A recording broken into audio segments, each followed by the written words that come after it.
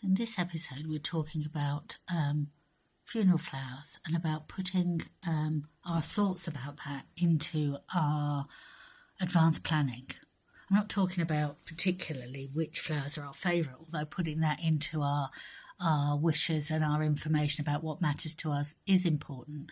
What I'm talking about is the reality behind those flowers, the cost, the waste, and what alternatives there are, in the hope that this gives you more choice and more thought to put into those wishes that you have.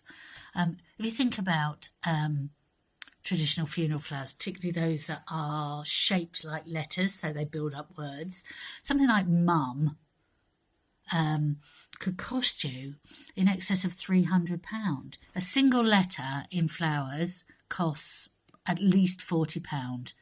If you choose roses, it's at least double that.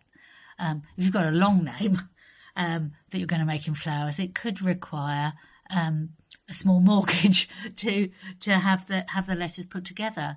And not only that, they're built in plastic frames, which end up in the bin.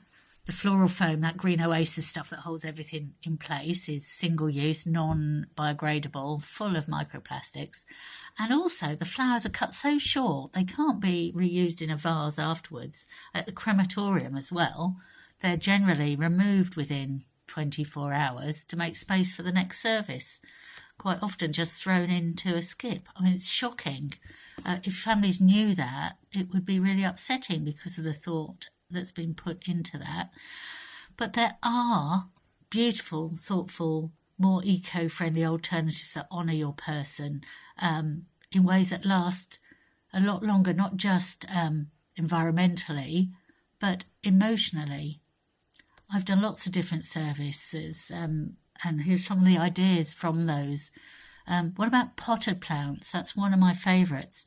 Imagine a central display made of living plants, herbs, ferns, flowering pots, and at the end of the service, each of the congregation gets to take a pot home. Every year, they rebloom if they're bulbs, if they're herbs, and they'll keep going, and they'll just grow and grow and grow. Talking of bulbs, I once saw a display that was totally narcissus bulbs arranged around to make a little scene, a tiny pond, complete with a fishing rod, belonging to the man that we were honouring. And afterwards, everyone took those bulbs home. Every single spring, they'll bloom again. What a lovely reminder of a life well lived. But it's wonderful. You can get so creative with these. I did a funeral once where the display was vegetables grown from the loved one's allotment: carrots, brassicas, peas, gourds, pumpkins. Colourful, personal, and afterwards everything was shared and eaten. If you do still want cut flowers, and that's fine, consider local growers. Seasonal homegrown blooms have a much smaller carbon footprint and are often more personal. You can even gather flowers from your own gardens or the gardens of family and friends and create something eclectic and full of love. And then there's natural materials: acorns, pussy willows, holly berries, feathers, greenery from the hedgerows. Especially in the winter, these can look really stunning.